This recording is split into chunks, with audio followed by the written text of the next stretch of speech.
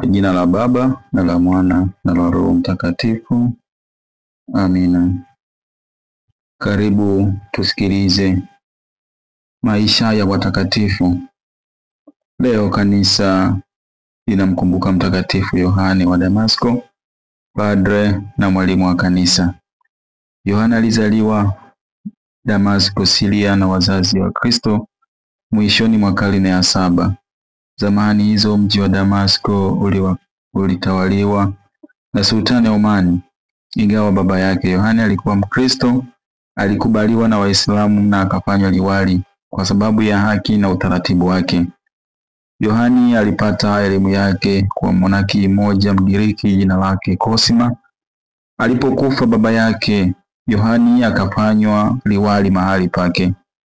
Alitoa hukumu kwa sifa ya haki na kwa raia wenzake, wala hakuna aliyemonea.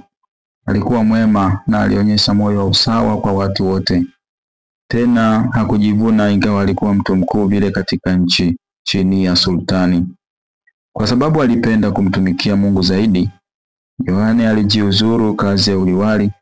Aliuza mali zake akawagawia maskini.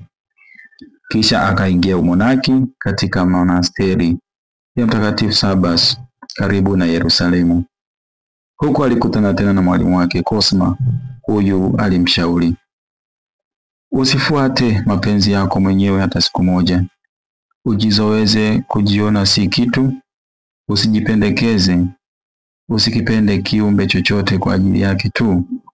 Usiingize upendo wowote moyoni mwako ila ule upendo wa kumpenda Mungu. Kila siku mtolee Mungu kazi zako, masumbuko na sala zako. Usijivune kwa sababu ya elimu yako wala kwa sababu yoyote ile. Ungama mbele ya Mungu ujinga na udhaifu wako. Kaa kimya ukifahamu kwamba ni hatari kufunua mdomo wako pasipo lazima. Weka nia ya kuzungumza maneno mema. Katika monasteri hiyo alipewa upadre.